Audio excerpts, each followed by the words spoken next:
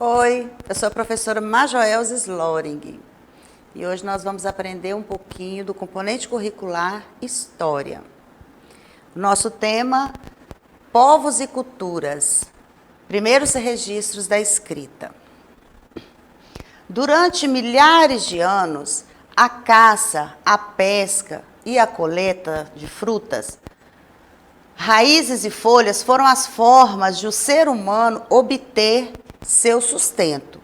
Isso fazia com que precisasse mudar de lugar em busca de novas fontes de alimento, sendo, portanto, nômade. Para facilitar os deslocamentos, as moradias e abrigos eram cavernas, grutas e lugares naturalmente protegidos. Alguns grupos usavam tendas feitas com galhos, peles de animais e outros recursos encontrados na natureza. Então, nós temos algumas imagens aqui representando esse período paleolítico. Foi um período longo, conhecido como paleolítico. Vamos entender um pouquinho melhor sobre ele mais para frente.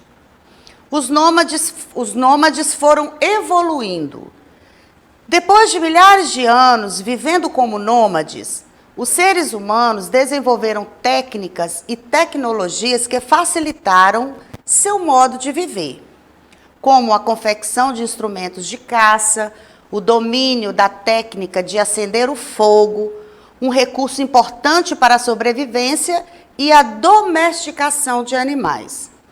Além disso, observando a natureza e seus ciclos, conseguiram desenvolver também a agricultura. Todos esses avanços possibilitaram que os grupos humanos se estabelecessem em uma região, plantando, colhendo e pastoreando animais. Vamos conhecer um pouquinho das ferramentas dos nômades nesse período. As primeiras ferramentas eram feitas de pedra, madeira e ossos. Daí surgiam facas, raspadores, pontas de lanças e flechas, agulhas e muito mais. Agora anota aí, está lá na sua aula da plataforma. Se você teve alguma dúvida ao realizar a atividade, fique atento agora. Vamos falar um pouquinho do que foi o período paleolítico. Ele também era muito conhecido como a Idade da Pedra Lascada. É o período da história que se estendeu até o desenvolvimento da agricultura, quando os ancestrais do homem começaram a produzir os primeiros artefatos em pedra lascada. Fabricavam instrumentos com lascas, viviam em grupos, habitavam em cavernas, que são os nômades que nós vimos anteriormente. Aqui tem as instruções de como que era realizada uma das ferramentas que eles faziam com a pedra. Primeiro, o processo começava com um grande fragmento de pedra, né? Ou seja, um pedaço de pedra. Depois o fragmento era moldado grosseiramente com um martelo de pedra também. Com outro martelo de madeira, pedra ou chifre, moldavam-se a ponta e os cantos do machado. Os cantos eram aparados com um pedaço de pau, pontudo em movimentos de dentro para fora. E por último, tinha-se o machado de mão pronto. Sedentarismo. Nós vamos falar agora do período neolítico. Pastoreio e agricultura também possibilitaram o aumento da população humana, uma vez que conseguir alimento tornou-se atividade mais simples e muito mais segura do que caçar. Esse período de sedentarização, que fixar-se em um lugar e utilizar essas técnicas e tecnologias para a sobrevivência, foi chamado de neolítico. A sedentarização não fez apenas com que a população humana aumentasse em quantidade. Ao se fixar em um lugar, os grupos humanos passaram a necessitar de abrigos mais seguros e duradouros. Tem algumas imagens desse período chamado Neolítico. Então, o que foi esse período? Foi o período da pré-história chamado de Idade da Pedra Polida, em que os seres humanos desenvolveram a técnica da agricultura, considerada uma das maiores conquistas da humanidade. Os animais passaram a ter outras serventias além da alimentação. Os cães, que foram um dos primeiros animais domesticados pelo ser humano, ajudavam na caça e na proteção do grupo. Animais maiores, como cavalos e bois, podiam ajudar no transporte de cargas que eram muito pesadas para os humanos. Agora nós vamos para os primeiros registros que existiram. Quando você estuda sua história pessoal, eventos como o nascimento, o início da fala, os primeiros passos ou o primeiro dia de aula são considerados importantes, pois marcam mudanças em sua vida. Quando estudamos a história de nosso bairro, da comunidade ou da cidade, alguns acontecimentos também se destacam. Da mesma forma, no estudo da história da humanidade, alguns fatos são considerados muito importantes, porque trouxeram grandes transformações. Então, nós temos aqui algumas imagens que representam a forma como a escrita acontecia. Vimos, por exemplo, uma grande transformação que mudou a história dos seres humanos, que é a sedentarização, porque está ligada ao desenvolvimento da agricultura e ao aparecimento dos primeiros povoados e vilas. Os nômades, eles não paravam no lugar só, eles viviam mudando de lugar. Quando chegou esse período da sedentarização, eles pararam, alojaram num lugar só, e daí começou-se esse desenvolvimento dessa maneira. O desenvolvimento da escrita possibilitou aos grupos humanos registrar e compartilhar informações. Entretanto, assim como diferentes grupos desenvolveram formas distintas de construir suas casas, a escrita foi desenvolvida com base em experiências e necessidades próprias de cada comunidade. Por isso, surgiram diversos tipos de escrita. Os primeiros sistemas de escrita que conhecemos surgiram na China, na Mesopotâmia e no Egito. Diferentemente de nosso atual sistema de escrita, que representa graficamente sons da fala, essas primeiras formas de registros eram feitas com pictogramas e ideogramas. Vamos conhecer cada um deles agora.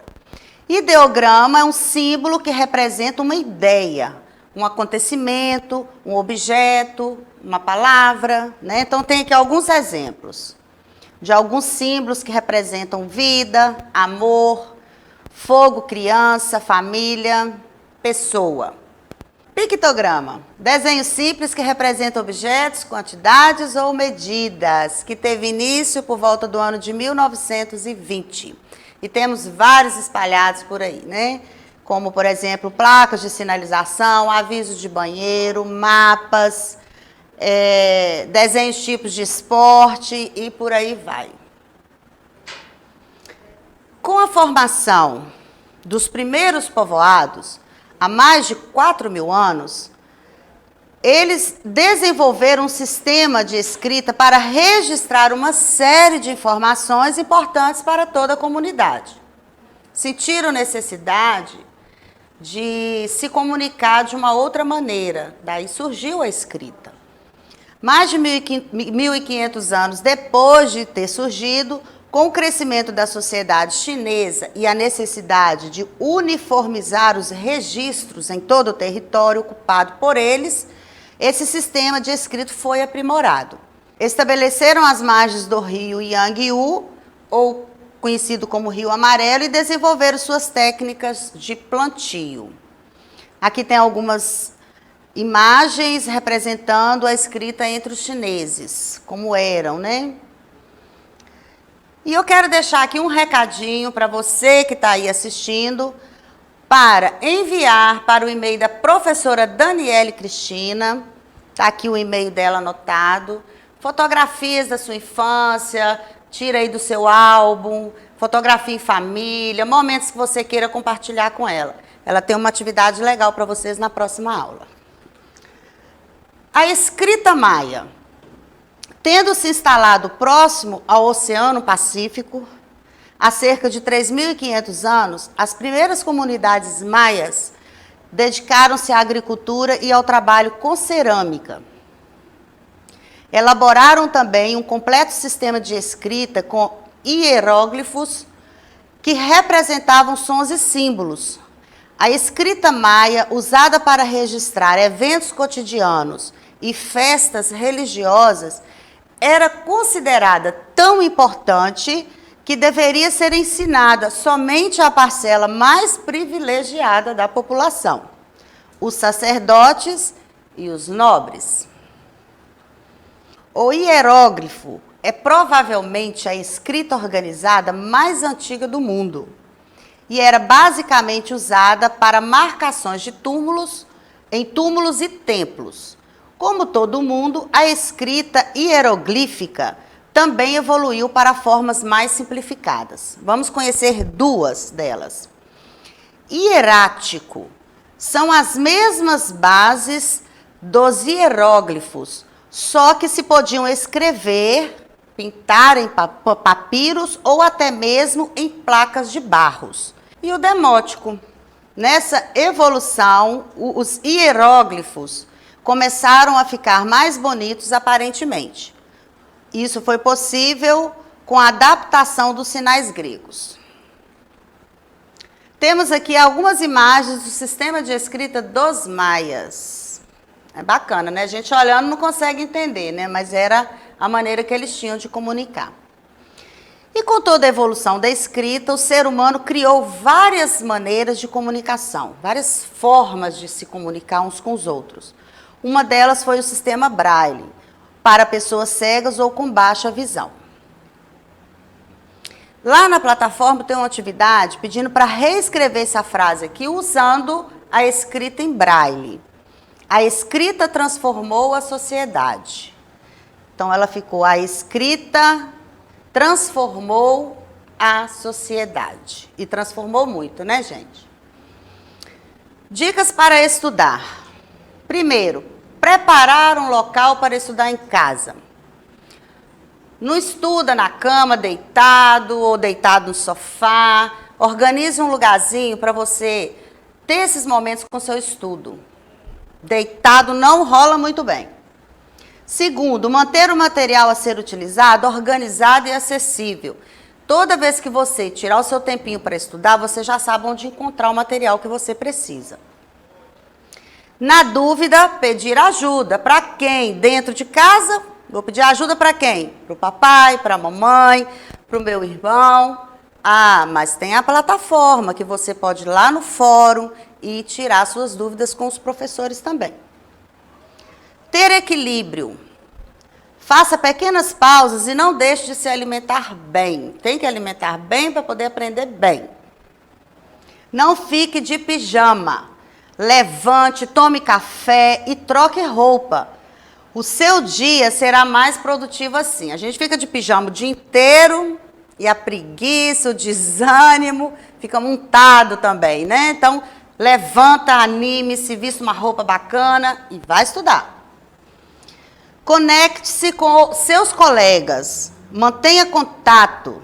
Professora, a gente não está podendo encontrar pessoalmente, fazer grupos, não está. Mas existe aí a internet para facilitar esse contato de vocês. A troca de informações e dúvidas uns com os outros é muito importante e poderá valer muito. É isso aí. Fique em casa. Nossa aula fica por aqui. E para acessar a nossa plataforma SMED GV, basta apontar a câmera do seu celular para a imagem que aparece no canto da sua tela. Não deixe de se inscrever em nosso canal do YouTube SMED GV. Tchau, tchau.